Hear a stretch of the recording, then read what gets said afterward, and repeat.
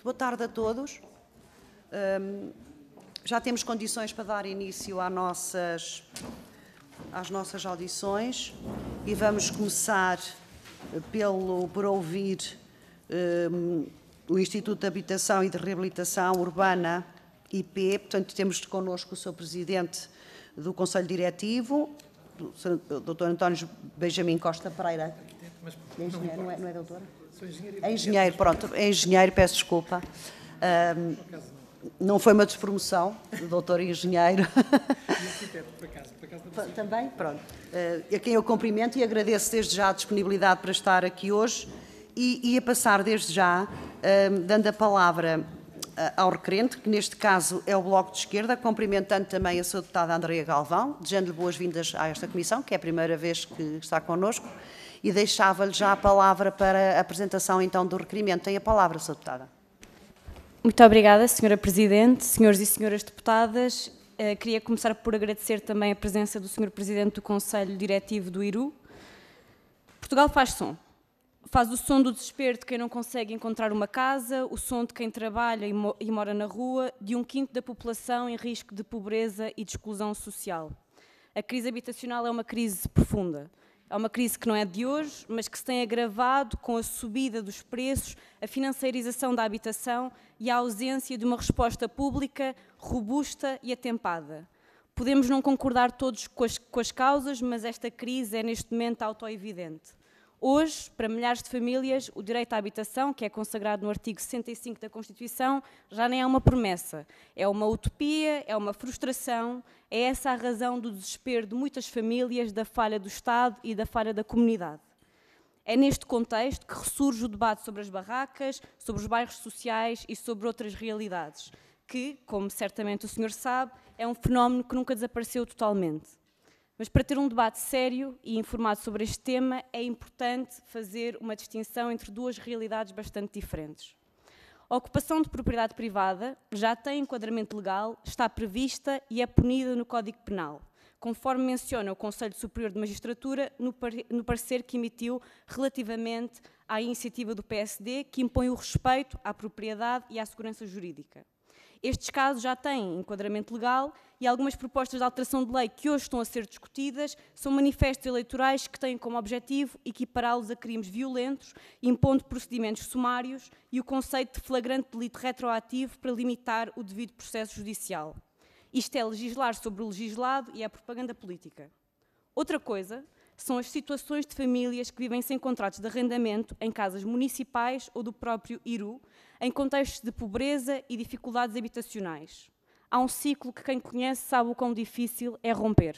É a tríade: pobreza, exclusão social e criminalização. Segundo dados recentes da J Ballis, empresa municipal que gera os bairros municipais de Lisboa, existem 721 casas onde vivem atualmente famílias sem contrato. Até janeiro deste ano, tinham sido sinalizadas 1.025 habitações e decorreu um processo de identificação e de regularização. Dessas, 183 processos já foram concluídos, 117 famílias regularizaram a sua situação e puderam permanecer, portanto, nestas habitações, e 73 famílias tiveram de desocupar imóveis e 114 casas estavam vazias, tendo regressado à posse pública e sido, na sua maioria, reabilitados.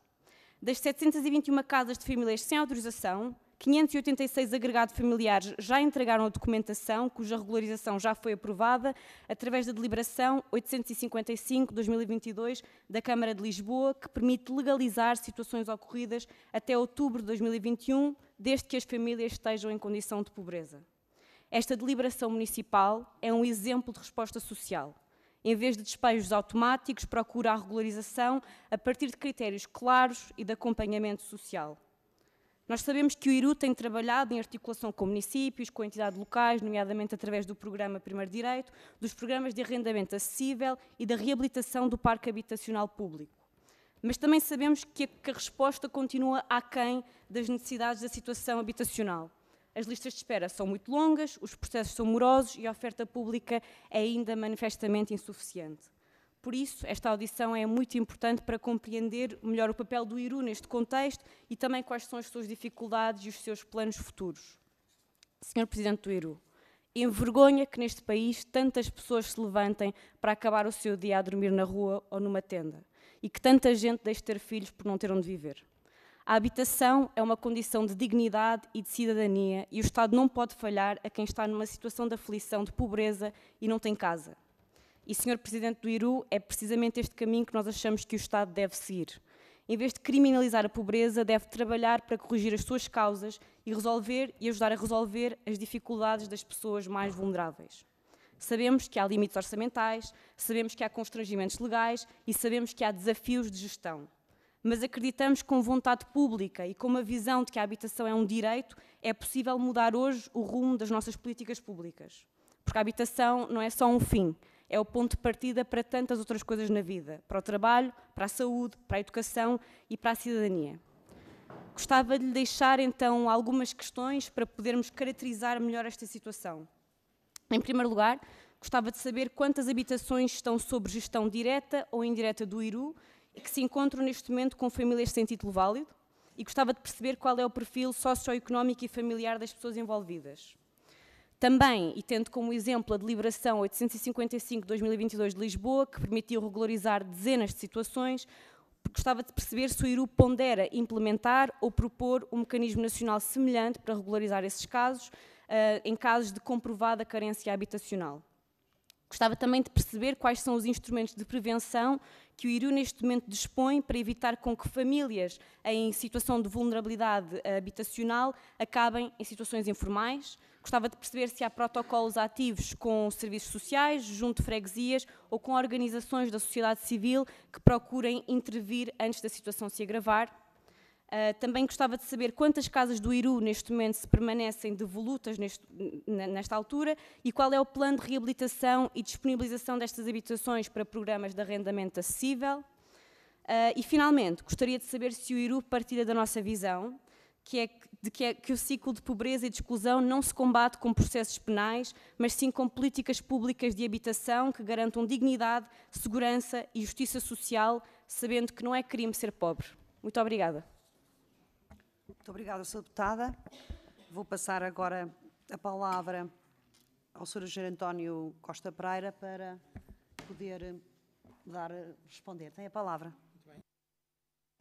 Senhora Presidente, todos os membros da Comissão, eu vou tentar, enfim, esclarecer, dentro da medida do possível, as questões que foram colocadas e dar também uma visão, enquanto Presidente do Conselho Diretivo, daquilo que é a instituição e que são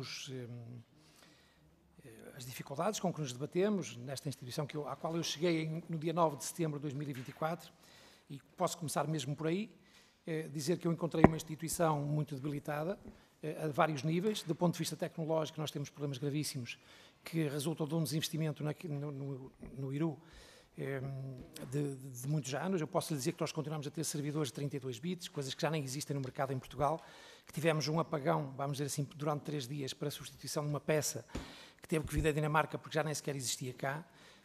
São recorrentes os problemas tecnológicos, não vou estar aqui a elencá-los todos, seria demasiado fastidioso para vocês, mas estou, no fundo, a dar um exemplo que é paradigmático daquilo que é o desinvestimento naquelas instalações.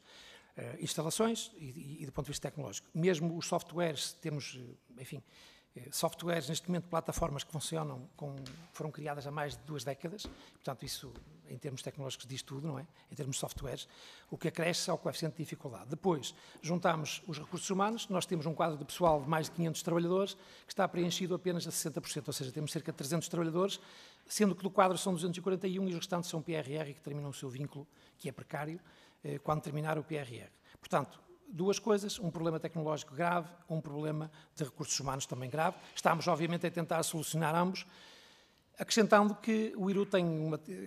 Eu tenho pouco tempo, não tenho? Eu também não queria estar...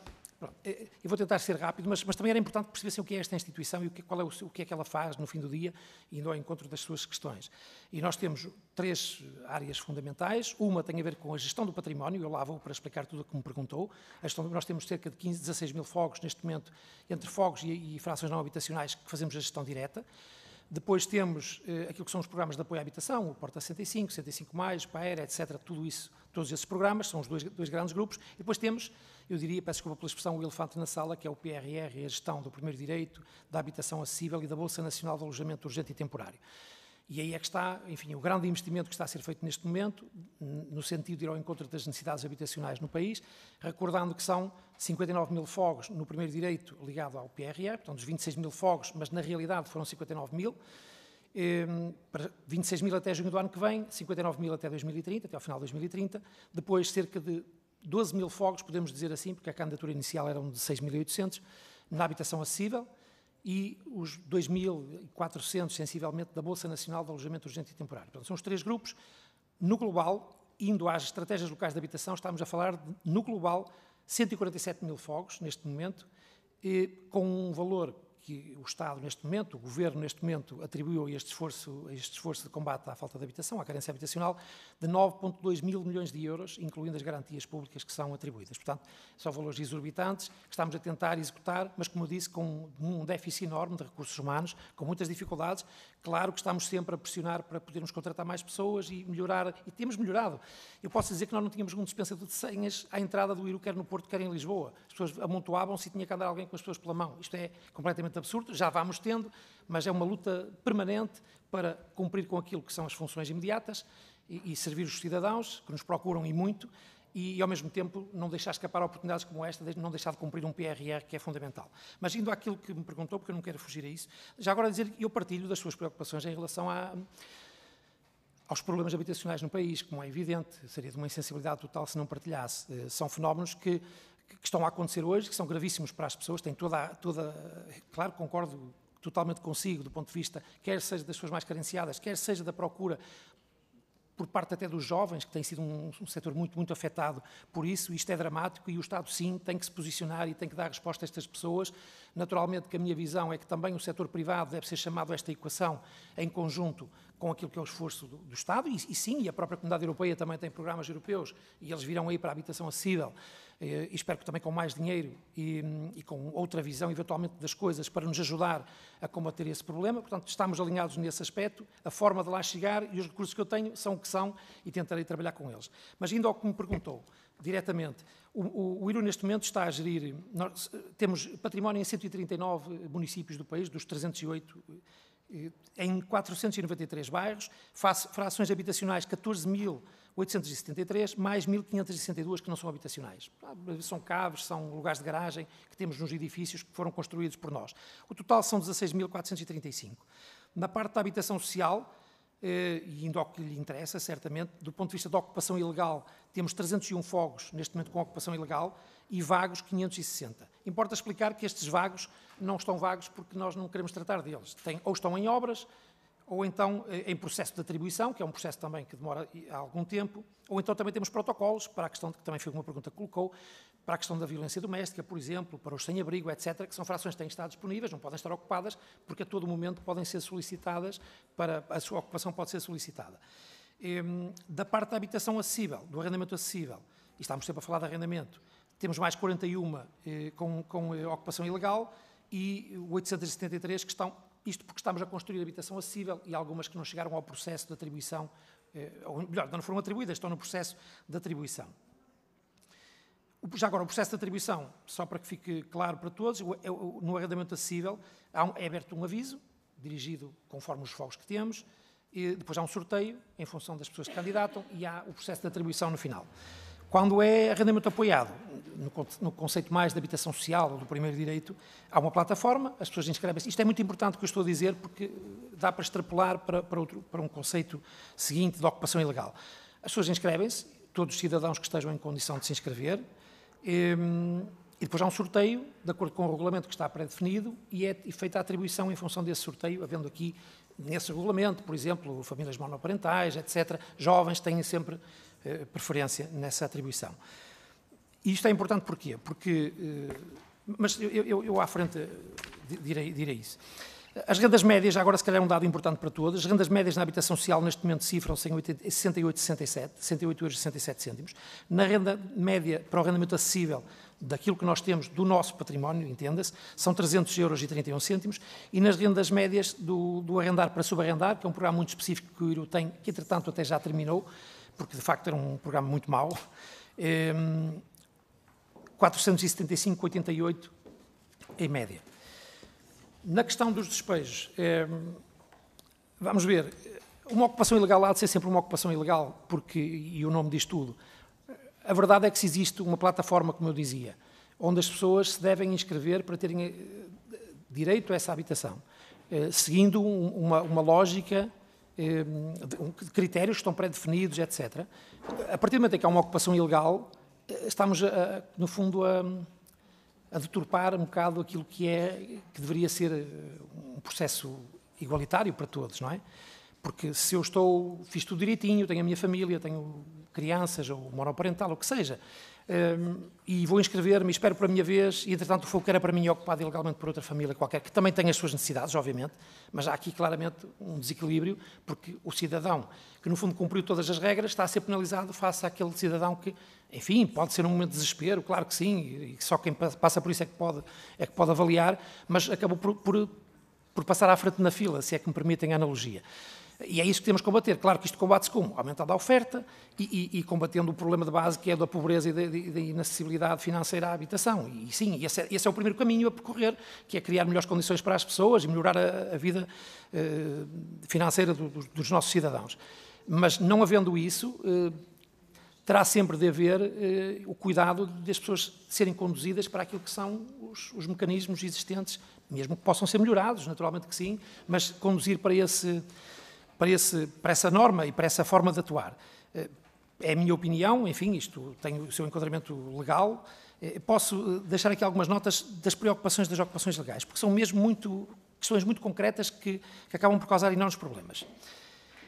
Nós temos então 14.873 fogos habitacionais. Desses, 312 estão ocupados ilegalmente. Importa dizer o seguinte, como ponto prévio, é importante assinalar que a generalidade das forças policiais entende que, nas situações de ocupação ilegal, embora se trate de factualidade com relevância criminal, apenas existe flagrante delito no preciso momento em que o imóvel está a ser arrombado. Assim, consumada a ocupação, o entendimento habitualmente propugnado pelas forças policiais é o de que não tem cobertura legal para deter e retirar os ocupantes e devolver o imóvel ao proprietário, remetendo para os tribunais. Isto é um facto, e é muito difícil, como devem imaginar, com 15.000 fogos espalhados por todo o país, é quase impossível nós conseguirmos estar lá no momento em que alguém vai tentar fazer essa ocupação. Depois, o que é que nós fazemos em relação ao despejo? As ações conduzentes ao despejo. Neste contexto, o IRU, assim que tem conhecimento da existência de ocupações ilegais no seu património, procede às diligências necessárias com vista a, primeiro, identificar os ocupantes, recorrendo para o efeito em regra às forças policiais e, seguidamente, apresenta a ação judicial para promover o correspondente despejo dos ocupantes da habitação. Isto é o procedimento normal. Saber quem são as pessoas, as autoridades vão lá, identificam e avançamos pode ser uma providência cautelar ou uma outra ação, dependendo da circunstância. Sobre este tema, importa notar que é cada vez mais difícil obter a colaboração necessária junto às forças policiais. Este é um aspecto determinante. O IRU não pode ir lá sozinho e tem essa dificuldade. Para dar seguimento aos processos judiciais, é extremamente importante deter a identificação dos ocupantes ilegais.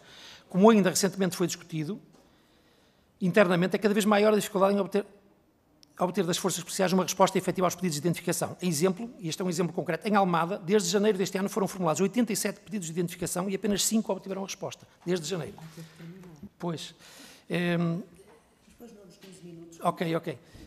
Portanto, quando por fim existe uma sentença judicial, assinala-se também uma crescente disponibilidade das forças policiais para assegurar a presença do dispositivo policial necessário à realização das diligências de desocupação agendadas pelos tribunais e pelos agentes de execução. Só nos meses de julho, agosto e setembro, nos quais a atividade judicial até é por si só mais reduzida, temos registro de pelo menos 9 diligências adiadas por esse motivo. Portanto, há aqui um problema concreto depois das forças policiais nos acompanharem. E só para terminar, após a desocupação dos imóveis, o IRU procede ao levantamento das necessidades das obras a efetuar nas habitações, normalmente ficam bastante degradadas, lança os procedimentos de contratação para efetuar a reabilitação do imóvel com vista à sua atribuição. No caso da recepção de frações com obra adjudicada, a atribuição pode ser efetuada entre 4 a 6 meses. Portanto, desocupou, sendo uma situação mais ou menos normal, em 4 a 6 meses está entregue. No caso de frações sem levantamento de trabalhos a realizar, o levantamento das obras necessárias, projeto, concurso, isso porque temos que cumprir o CCP e tudo isso, poderá prefazer cerca de 1 ano. Portanto, desde o momento da desocupação, há todo um tempo que é perdido em que o imóvel está ali e muitas vezes volta a ser reocupado. E essa reocupação, mas eu falarei disso então na parte final, essa reocupação é ainda mais danosa, porque há uma descredibilização do próprio IRU face às autoridades, porque dizem, então, nós tirámos daqui e vocês agora deixaram ocupar novamente, muitas vezes pela mesma família, o que não deixa de ser curioso. Enfim, Eu depois, na parte final, eu prometo responder às suas questões todas. Está bem que o tempo agora esgotou-se? Já se esgotou há 4 minutos atrás. Mas como estava a explicar uma sequência, um procedimento, achei que interrompê-la a meio também era útil todos percebermos este procedimento. Penso que os meus colegas deputados e restante me vão e compreenderam e estarei perdoada por esse efeito. Vamos passar agora aos grupos parlamentares. Tem a palavra a deputada Carolina Marques. Muito obrigada. PSD. Muito obrigada, Sr. Presidente, senhoras e senhores deputados, Sr. Presidente do Conselho Diretivo do Instituto de Habitação e da Reabilitação Urbana, Engenheiro Benjamin Pereira. Em nome do Grupo Parlamentar do PSD, começo por agradecer a presença do IRU nesta audiência. Nas últimas semanas, no âmbito da apreciação das iniciativas legislativas que procuram dar resposta às ocupações ilegais de imóveis, esta Comissão ouviu associações representativas de proprietários, nomeadamente a Associação Lisbonense de Proprietários e a Associação Nacional de Proprietários, que trouxeram a visão de quem investe, arrenda e gera património privado. Ora, hoje importa-nos acrescentar a outra perspectiva, a do IRU, que desempenha um papel estratégico não apenas na gestão do parque habitacional público, mas também na coordenação de políticas que podem proteger e valorizar o património privado, contribuindo para a segurança jurídica e a estabilidade no mercado de propriedade. O vosso contributo é essencial para que esta Comissão possa analisar o problema das ocupações ilegais de forma completa, não apenas pela sua dimensão penal, mas sobretudo pela perspectiva de proteção da propriedade e da segurança dos proprietários, assegurando que as políticas públicas estejam alinhadas com esta finalidade. Como já tive a oportunidade de referir aqui, mesmo se estivéssemos apenas perante um caso isolado em Portugal, a ocupação ilegal de imóveis tem impactos significativos na segurança dos proprietários, na integridade do património e na confiança no mercado de arrendamento. O PSD apresentou um projeto de lei que procura dar uma resposta equilibrada ao fenómeno das ocupações ilegais, reforçando a proteção da propriedade e criando mecanismos céleres para a recuperação de imóveis. O objetivo principal é criar segurança jurídica para os proprietários, permitindo que possam exercer plenamente os seus direitos de propriedade, sem descurar a necessária articulação com políticas públicas que promovam a ordem e a proteção do património. Sabemos que a ocupação ilegal de imóveis muitas das vezes está associada a situações de vulnerabilidade, como referiu, ou à falta de alternativas habitacionais adequadas, mas o foco desta intervenção legislativa é o direito à propriedade e não uma questão de habitação. Trata-se de assegurar que o direito de propriedade seja respeitado e seja protegido. É aqui que o papel do IRU se torna essencial, não apenas na gestão do parque público, mas também como entidade que pode apoiar políticas que protejam o direito à propriedade e à valorização do património. O desafio que temos é de legislar de forma equilibrada e justa, garantindo a proteção do direito de propriedade, assegurando a segurança jurídica e respeitando os direitos fundamentais de todos os portugueses. É neste equilíbrio que o contributo do IRU é importante. E neste contexto pergunto-lhe como é que avalia o impacto das ocupações ilegais na gestão do parque habitacional público e na confiança do mercado? De que forma é que as políticas públicas de habitação podem prevenir estas situações sem comprometer o direito de propriedade? De que forma é que podemos articular medidas legais, sociais e administrativas de modo a garantir que o direito de propriedade e a proteção do património coexistam de forma equilibrada? E, por último, se consideram que o projeto de lei apresentado pelo PSD se articula de forma adequada com as medidas do Estado ou identificam pontos que necessitam de maior coordenação entre a tutela penal e a política habitacional? Muito obrigada. Muito obrigada, Sra. Deputada. Vou passar agora ao Chega. Tem a palavra a Sra. Deputada Madalena Cordeiro. Muito obrigada, Sra. Presidente. Cumprimento os Srs. Deputados. Cumprimento o Sr. Presidente do Conselho Diretivo do Instituto de Habitação e Reabilitação Urbana, o Sr. Engenheiro António Benjamin Costa Pereira. Como todos os presentes sabemos, o direito à propriedade privada é um direito constitucionalmente consagrado. Infelizmente, este direito tem vindo a ser ameaçado por práticas bastante comuns em Espanha e que ultimamente têm chegado ao nosso país ao longo dos anos. Da parte do Chega, sabemos que alterar a lei no que diz respeito à ocupação ilegal de imóveis é do mais elementar bom senso e da mais elementar justiça. Estamos, por isso, num processo legislativo relativo a esta temática para que se consiga resolver este problema. Ainda que tenhamos consciência que, mais do que lacunas legislativas sobre aquilo que são os direitos e os mecanismos do Estado para proteger o direito de propriedade, há uma grande dificuldade de executar. Mas, ao contrário do que dizia a Sra. Deputada do Bloco de Esquerda, de facto, ainda assim, através da legislação, nós podemos tentar colmatar as dificuldades que existem na execução. Esta ideia de que se pode ocupar o que não é seu é uma ideia, e a ideia de que se alguém não tem uma casa pode ocupar a de quem tem, é uma mentalidade promovida pela extrema-esquerda com o consentimento do Partido Socialista. Em audições anteriores, ouvimos especialistas em direito e proprietários que nos relataram as enormes dificuldades que enfrentam quando se veem privados do seu direito à propriedade, e hoje queremos ouvir num ponto de vista das instituições do Estado. Nos últimos meses, o IRU tem vindo a levar a cabo uma série de ações de despejo de casas ocupadas. Em alguns casos, os ocupas expulsos pelo IRU estavam na lista de espera para receber habitação do IRU há vários anos. Neste sentido, isto segundo algumas notícias que li, neste sentido deixo algumas questões. Se confirma o IRU que, em alguns casos de ocupação ilegal, os ocupantes foram posteriormente realojados ou permaneceram inscritos nas listas de espera para a habitação pública? Considera justo e adequado que cidadãos que ocuparam ilegalmente um imóvel continuem a ter prioridade nas listas de acesso à habitação em igualdade com quem cumpre todos os requisitos legais? Que critérios utiliza o IRU para decidir se uma família despejada por ocupação ilegal mantém o direito de se candidatar a uma habitação pública? No caso recente de Odivelas, o IRU confirmou que as casas foram ocupadas ilegalmente e que após o despejo algumas famílias receberam apoio social. Pode o IRU esclarecer quantas dessas famílias foram realojadas e em que condições? No Monte da Caparica, o IRU afirmou que as ocupações não foram despejos, mas sim a libertação de habitações e em reabilitação destinadas a famílias em lista de espera. Pode confirmar se alguma destas casas foi posteriormente atribuída aos mesmos ocupantes ilegais? Em quantos casos o IRU acionou o apoio de segurança social durante processos de despejo por ocupação ilegal e qual o critério para essa intervenção? Quantas habitações sob gestão do IRU se encontram atualmente ocupadas ilegalmente? Penso que já deu um valor. Exato. Que medidas preventivas tem o IRU adotado para evitar novas ocupações de imóveis públicos? Ainda há pouco dizia que, passado 4 meses, muitas das vezes vê as casas novamente ocupadas. O IRU dispõe de um plano de fiscalização sistemática das suas habitações devolutas, especialmente nas áreas metropolitanas, onde este fenómeno é mais frequente. E como é que o IRU justifica perante as famílias que aguardam há anos para uma casa pública que outras que ocuparam ilegalmente recebam soluções mais imediatas? Muitas das vezes sei que não vem do próprio IRU esta situação. Considera que a política de realojamento posterior à ocupação ilegal está a criar um precedente perigoso de recompensa pela ilegalidade? Deixo estas questões e, por fim, colocava também, não sei se teve a oportunidade de ler os vários projetos que foram apresentados neste sentido, se tem alguma coisa a comentar sobre o projeto do Chega e se acha que há alguma lacuna, algo que ainda possamos alterar ou adicionar. Muito obrigada. Muito obrigada, Sra. Deputada. Sra. Deputada André Rijo, do Partido Socialista, tem a palavra. Muito obrigado, Sra. Presidente. Cumprimentar todos os colegas deputados. Um agradecimento especial ao Sr. Presidente do IRU, o Engenheiro António Costa Pereira, por estar aqui connosco hoje nesta audição.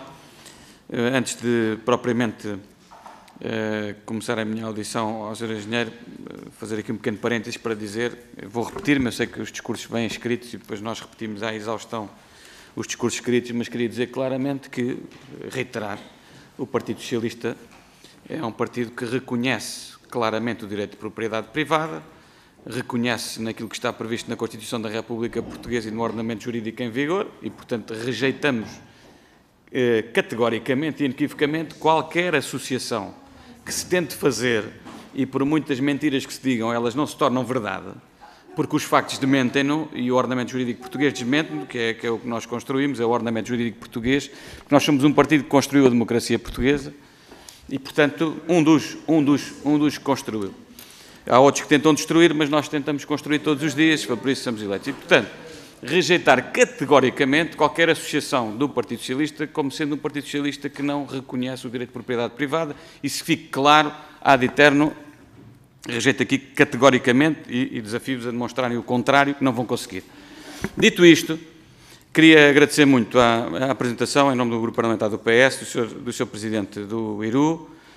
Bem tomámos nota de algumas das suas dificuldades, que são comuns aos dos seus antecessores, também não é nada de novo, nós sabemos como é que as coisas funcionam e estamos todos com o propósito de melhorar em cada uma das funções. E, portanto, mas há aqui questões concretas que o Sr. Presidente nos deixou e que eu gostaria de obter, se possível, algum esclarecimento ainda mais detalhado, se fosse possível. O O Sr. Presidente disse que nós temos um universo de parque habitacional gerido diretamente pelo IRU de cerca de 15 a 16 mil fogos. Usando o limite mais baixo desse universo que nos identificou, falou também, então, nós temos cerca de 312 ocupações ilegalmente registadas no parque habitacional do IRU, o que dá um universo sensivelmente de 2,08%, se contabilizarmos o intervalo mais baixo, se for o mais alto, a percentagem desce um pouco. Bom, queria perceber exatamente o que é que se considera ocupação ilegal nestes 312 imóveis. São situações em que há, de facto, uma ocupação indevida por arrombamento ou escalamento, nos termos do Código Penal. São situações em que há, eventualmente, um uso abusivo do locado sem título jurídico válido, ou seja, há uma transmissão irregular do arrendamento, uma pessoa que não tem legitimidade e que fica, ou seja, do ponto de vista penal é diferente o enquadramento e por isso eu queria que o Sr. Presidente, se me pudesse ajudar a descortinar um bocadinho melhor a análise dos números, eu agradeci. Portanto, uma coisa é saber se há arrombamento ou escalamento, outra coisa é saber se há apenas uma ocupação do locado, apenas entre aspas, uma ocupação ilegal do locado por força de uma transmissão irregular de arrendamento que não se verificou e, portanto, há aqui condições para fazer uma ação de despejo do ponto de vista legal. Depois, falou na expressão do flagrante delito, eu também concordo, não é impossível a quem tenha que gerir 15 mil fogos conseguir detectar exatamente onde é que existiu uma situação de flagrante delito e atuar em conformidade e, portanto, naturalmente, acompanhar essa sua interrogação, que também nos parece legítima. Mas, no fundo, aquilo que queria também saber é o seguinte. Nós, para percebermos melhor um bocadinho este fenómeno, era importante perceber também se, na sua opinião, é o agravamento da moldura penal deste tipo de crimes que pode inviabilizar a que alguém adote este tipo de comportamento ou se isto passa por ter mecanismos mais céleres no acionamento do despejo, ou seja, na desocupação e libertação do locado. É uma questão que me parece relevante nós podermos refletir. Se o direito penal deve atuar ou se, a contrário senso, pode ser um mecanismo mais expedito de desocupação de imóveis que possa acionar-se em conjugação com isto. Já agora, se fosse possível, não sei se há essa informação técnica dos serviços do IRU, perceber que razão é que as pessoas apontam para ocupar ilegalmente o imóvel. É por falta de habitação, é por falta de solução alternativa de habitação, é por esta questão de abusivamente ocuparem um locado quando já terminou o contrato de arrendamento ou ele não é transmissível para si ou para os seus familiares. No fundo, queria perceber um bocadinho melhor se essa questão existe e se poderá ser a explicação para que as pessoas se detenham no locado, mesmo depois de, eventualmente, imagino que o IRU inicie um processo com uma notificação formal para que as pessoas desocupem o locado, dando um prazo para que possam fazê-lo voluntariamente, eventualmente pergunto-lhe se é assim que se faz e se, nesse caso, há sucesso ou não do IRU nessa diligência informal, previamente, em vez de acionar os mecanismos de despejo que a lei prevê para os proprietários. No fundo, eram estas questões que queria colocar. Muito obrigado. Faz favor, só...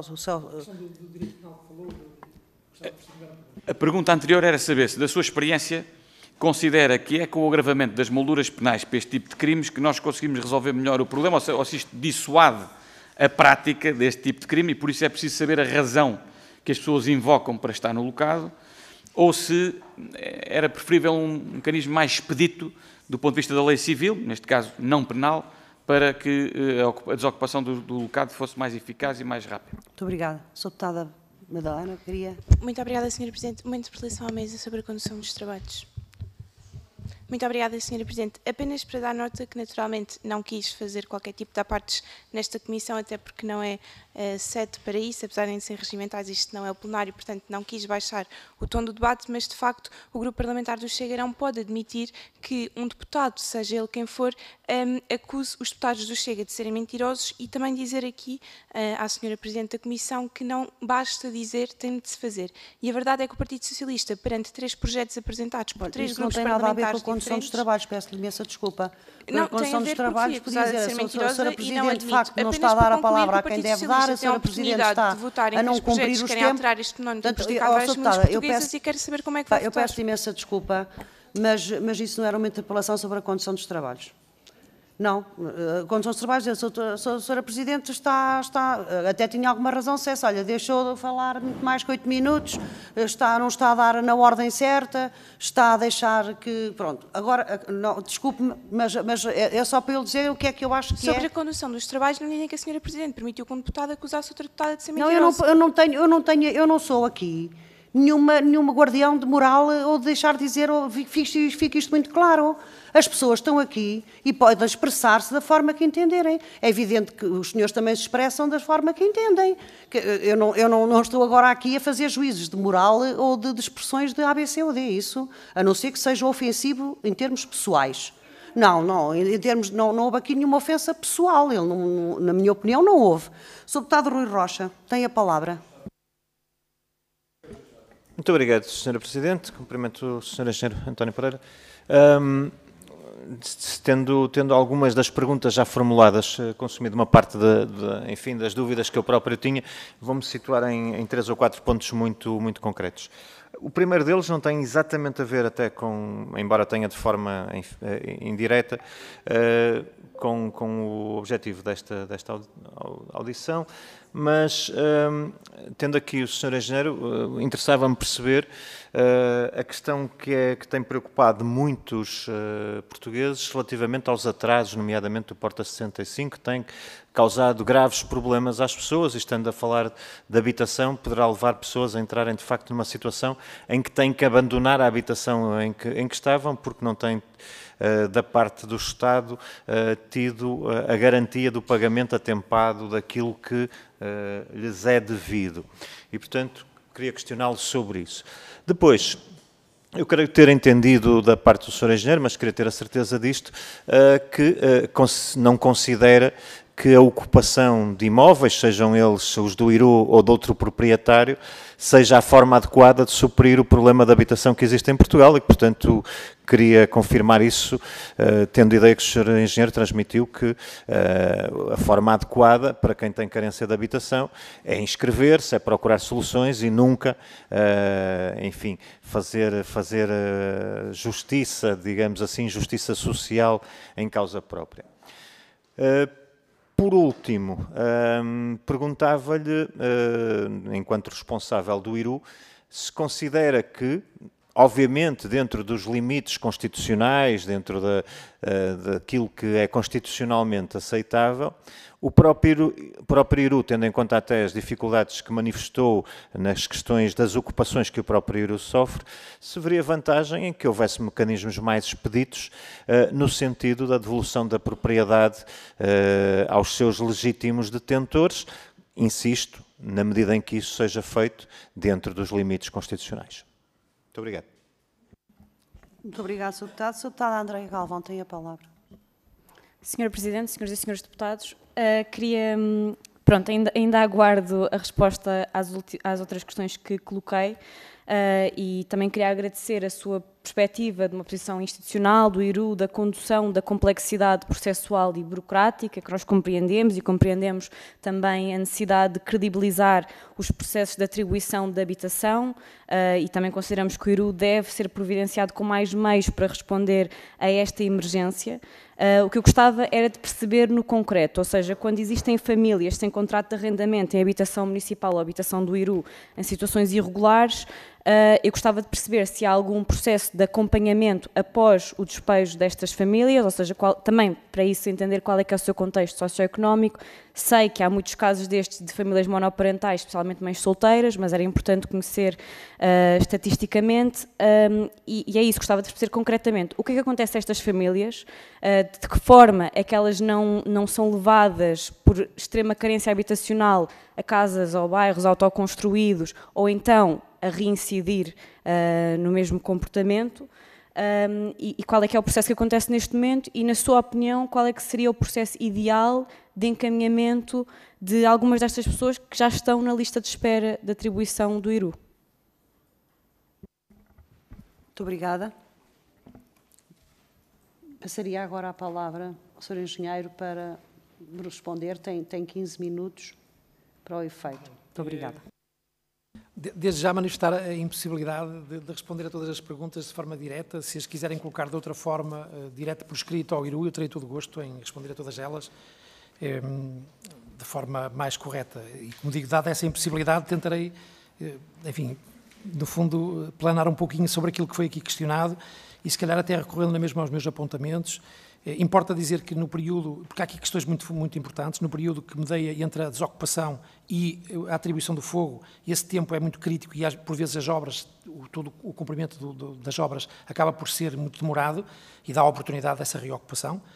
Dizer que nós introduzimos aqui uma novidade, que é um acordo de quadro para a reabilitação, em que vamos poder acionar quase no dia a seguir as obras para essas frações que são desocupadas. Isto é um passo de gigante, diria eu, porque demora imenso tempo, a não ser que sejam obras de muita monta que obrigam um procedimento autónomo. Isto é uma novidade, são 29 milhões de euros, no fundo, para intervenções de reabilitação em todo o país, com exceção de 2 zonas do interior que não justifica, porque não tem escala para ter esses mecanismos de acionamento, mas existem. Quanto às ocupações ilegais e despejos, só para terem uma nota, no ano de 22 foram 54 procedimentos cautelares, em 23, 36, em 24, 62 e em 25, 43. Diligências com sucesso, com recuperação de fogos, 72 em 22, 55 em 23, 46 em 24 e 76 em 2025. Procedimentos, nós detectando, ou vamos através de uma providência cautelar, que é um mecanismo muito mais ágil, muito mais simples, pode demorar de 4 a 6 meses, ou então, porque encontrar as pessoas em flagrante delito, isso é impossível, não tenho memória de ter havido alguma.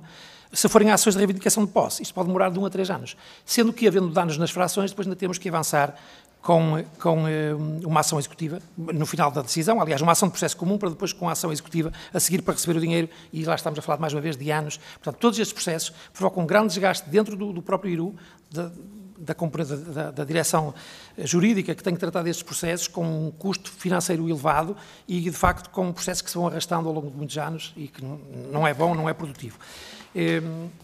Do ponto de vista da reocupação dos fogos, isto para nós é muito crítico mesmo. A nível interno, nós temos a impossibilidade do Instituto de dar uso imediato ao seu património, a impossibilidade de atribuição dos fogos em arrendamento e de concluir a empreitada em curso, o aumento da carga de trabalho face aos recursos humanos limitados e a promoção da realização sucessiva de diligências de despejo implica um esforço financeiro suplementar inerentes a despesas judiciais e contratação de serviços externos para a execução das diligências. Externos é o pior, que é a percepção que se começa a generalizar nos bairros de que o IRU que é incapaz de assegurar a inviolabilidade do seu património, associada à ausência de consequências de caráter civil ou criminal para os ocupantes ilegais. Ou seja, a percepção das pessoas é, ok, é uma fração do IRU, alguém ocupa e não tem consequência nenhuma, demora imenso tempo a sair, e isto tem sido muito crítico para a imagem da própria instituição, como é o IRU.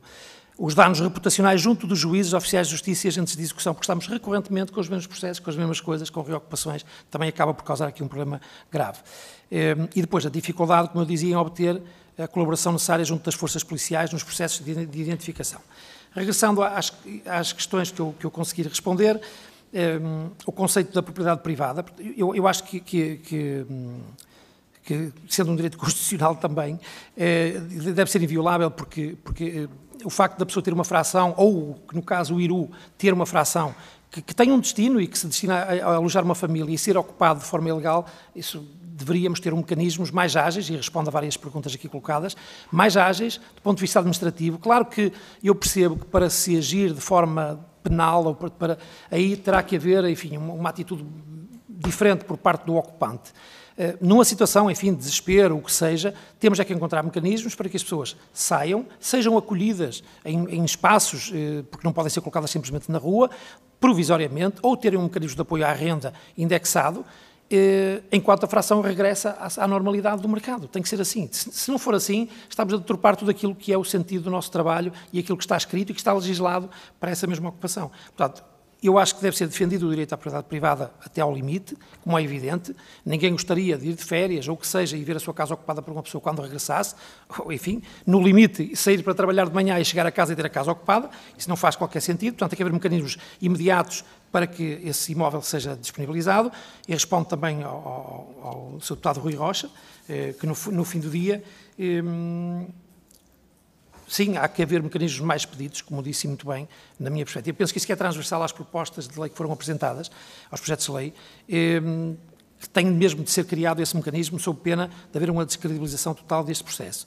Isto tem um impacto muito forte, porque, do ponto de vista do privado, ao regressar, ao construir, ao querer investir nesta área, e nós estamos a convocar o setor privado para nos ajudar a resolver o problema da habitação, vamos ficar com uma insegurança muito grande por parte do investidor, porque nunca sabe quando é que lhe vai acontecer uma situação destas e o que é que isso pode causar, enfim, para o seu negócio e para o seu mecanismo que criou de negócio. A proposta do PSD, eu tive a oportunidade de ler as 3 propostas, eu penso que elas, no fim do dia, não se afastam muito umas das outras, têm algumas nuances de aumento da componente penal, e aqui na do PSD, se bem me lembro, tinha a ver muito com no fundo, deixar que o juiz possa decidir em função do quadro que encontrar, porque serão necessariamente muito diferenciados, tentar enquadrar situações, tipificar situações. Há de haver qualquer coisa que nos vai escapar, e a legislação ser mais aberta nesse aspecto pode ser positivo. Pareceu-me que era este o foco. Da parte do Chega, do que me recordo, pronto, havia de facto um aumento da moldura penal e de facto uma tipificação mais incisiva sobre as várias circunstâncias que podem surgir. Mas elas são imprevisíveis. Nós estamos de facto a ver um momento muito complexo, muito difícil. Enquanto não colocarmos mais frações no mercado, isto vai continuar a acontecer, o desespero das pessoas leva-as também para isto, não é? E temos que ter, como disse, capacidade de resposta para que as pessoas sejam reconduzidas para aquilo que são os mecanismos, e esta é uma visão que eu quero manter sempre do princípio ao fim, para os mecanismos existentes, legais, devidamente aprovados pela Assembleia da República. É assim que deve ser, na minha perspectiva. E é isso que eu sou obrigado a cumprir, não posso inventar ou agir de acordo com aquilo que é a minha vontade, por muito que se nos apetecesse, temos que cumprir sempre aquilo que está definido na lei. Houve aqui questões muito concretas, se as pessoas foram realojadas em função de determinadas situações. É preciso entender que o IRU trabalha, isto é um trabalho multidisciplinar e multissetorial, ou seja, há outras entidades, nomeadamente a Segurança Social, que têm aqui espaço também para fazerem a parte, depois, ajusante do nosso trabalho. Nós não podemos tirar de um lado para pôr no outro, lá está, subvertendo mais uma vez todo o ciclo existente para a atribuição dos fogos. Eu não tenho ideia, não conheço esses casos em concreto, mas faço questão depois de lhe responder diretamente, não tenho ideia de existir isso. Fiscalização sistemática. Nós temos os nossos serviços que vão andando e conhecem os bairros todos, aliás, até porque os próprios bairros reclamam a presença do IRU constantemente, pela manutenção, etc., e vamos tomando conhecimento das situações assim. Não temos uma brigada, vamos dizer assim, específica para a fiscalização da ocupação de frações. Até porque, apesar de ter uma escala, enfim, foi aqui apresentada de cerca de 3%, enfim, nós não temos um déficit enorme de recursos humanos, tivéssemos nós essa possibilidade para poder fiscalizar todas as nossas frações em todos os locais do país, mas isso não é possível assim. Aliás, entronca numa vontade da tutela neste momento, que é de passar, e eu concordo a 100% com isso, que é passar o património para a gestão dos municípios, de preferência. Claro que isto tem um contorno que terá que ter a aceitação por parte dos municípios, eventualmente a componente financeira associada para a manutenção, para as obras, etc. Mas a proximidade é crítica aqui. Uma coisa é gerir em Lisboa, e também temos a Gevalis, como aqui foi falado, ou no Porto, onde nós temos instalações. Outra coisa diferente é ir a Vila Real, Santo António ou Bragança, ou o que seja. É completamente, enfim, é mau. É um mau modelo de gestão e acho que devemos evoluir, e eu sei que isto está a ser tratado pela tutela, para que esse património possa passar, mesmo que fique na nossa posse, mas haver pelo menos contratos de gestão, para os municípios que farão a atribuição muito mais célere e não deixarão que haja esse tipo de ocupações, pelo menos pela presença permanente nos locais.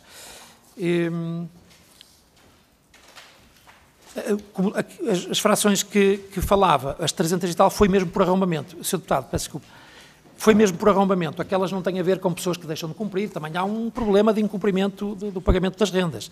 Grave, mas tentamos sempre chegar a acordo, fazer planos de pagamentos, enfim, agir de uma forma serena, porque as dificuldades estão presentes e normalmente são famílias com muitas dificuldades associadas, mesmo sendo as rendas muito baixas.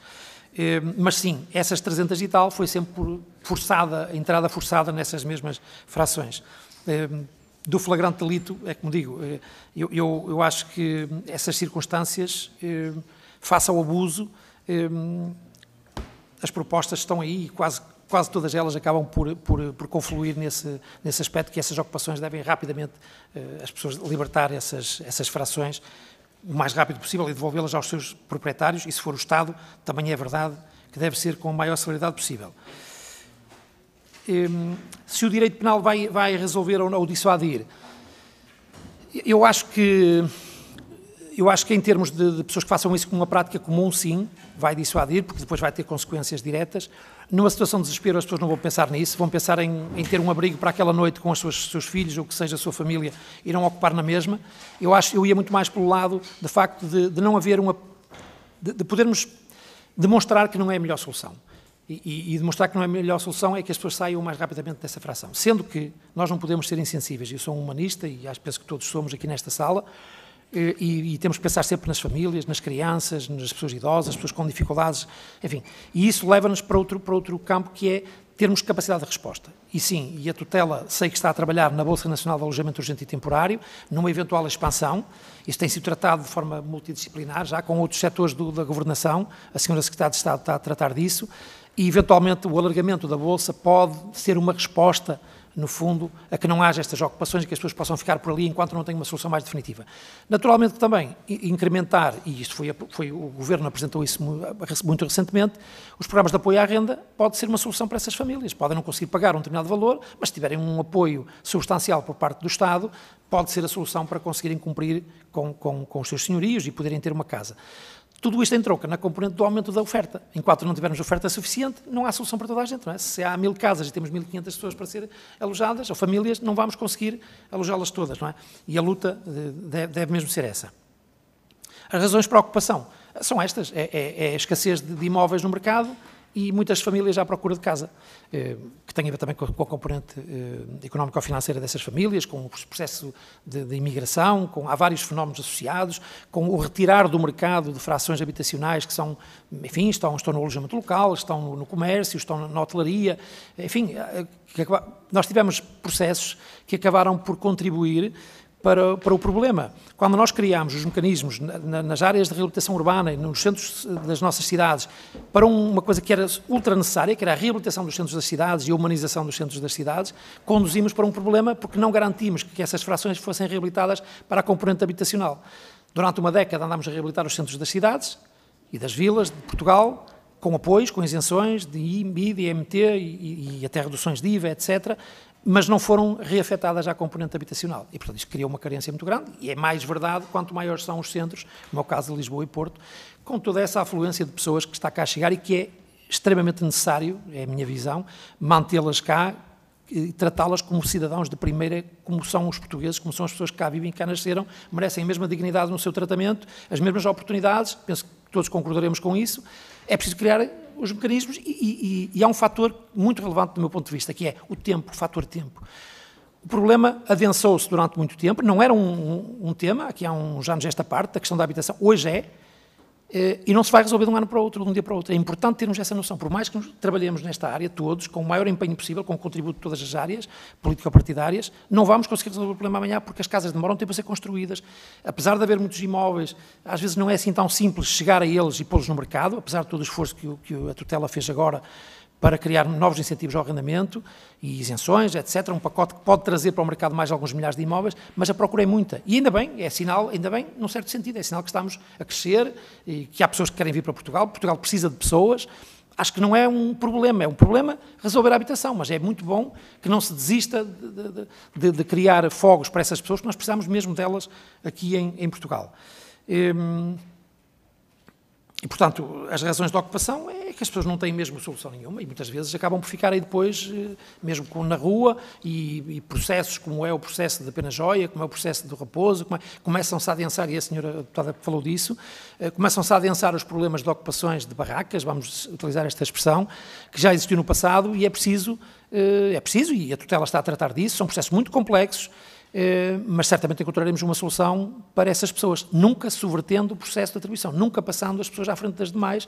Temos aqui as conduzir e dar-lhes a conhecer, porque muitas vezes não conhecem os seus direitos sequer, dar-lhes a conhecer os direitos, como é que se podem colocar nesses mecanismos para depois verem os seus problemas resolvidos. O que não é digno é manter essas situações e deixá-las perpetuar durante décadas. Isso é que não. E aí é que a tutela, e eu sei que há um grande esforço por parte da tutela, para atacar esse problema de frente.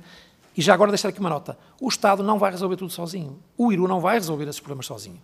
o IRU precisa dos municípios e aqui as parcerias com e com as instituições da sociedade civil são fundamentais. Nós precisamos muito dessas parcerias para chegar às pessoas, para encontrar soluções, porque a problemática é muito grande. Repare, por exemplo, o caso de Penajóia, o número de pessoas que já vivem ali impacta diretamente nas escolas, nos centros de saúde, etc., porque são cidadãos que vivem ali que depois precisam de cuidados de saúde, precisam enfim, os miúdos precisam de escola, há pessoas mais idosas que precisam também, enfim, a dada altura de mais apoio e, portanto, quando eu digo que é multidisciplinar, que é um processo que tem que ser atacado pelo Estado no seu todo, nas suas várias vertentes, é nessa perspectiva. Eu deixo só só uma questão da porta 65, porque eu não queria deixar de responder a isso. Nós temos cada vez mais jovens, eu tenho aqui dados sobre isso, temos cada vez mais jovens a conseguirem... Só para ter uma ideia, nós em 2020 tínhamos... aqui 19.864 jovens a beneficiarem deste programa. Hoje, até setembro, em 2025, temos 45.686. O volume de investimento era de 21.500.000 em 2020. Hoje, até à data de hoje, portanto, falta um trimestre pela frente, são 56.620.000 euros. Portanto, apesar de parecer que... E já agora, só uma coisa, em outubro ficámos a 60 dias. Portanto, nós estivemos muito atrasados neste processo, é verdade, é um facto, foi mais do que difundido publicamente, mas neste momento recuperámos um atraso com poucos meios, com muito esforço por parte dos nossos trabalhadores, a quem deixo uma homenagem, e que conseguiram recuperar, e no mês de outubro, portanto, agora no mês de outubro, vamos começar a processar agosto. Portanto, os pedidos de agosto, portanto, 60 dias, é mais ou menos razoável. Há sempre um incremento em setembro, por causa dos jovens comprar as universidades, etc., que recorrem muito a isso, mas julgo que estaremos em condições mesmo terminar, porque já fui muito obrigado, Sra. Presidente. Muito simpática na primeira... Só mesmo esta nota. Façam chegar as perguntas, por favor, ao IRU e eu terei todo o gosto em responder a todas elas. Pois, okay? O que não foi, se quiserem fazer chegar, depois com certeza que responderá por escrito. Nós também temos outra audição a seguir e por isso não podemos prolongar-nos ainda mais. Sr. Presidente, não é uma interpelação, é uma solicitação.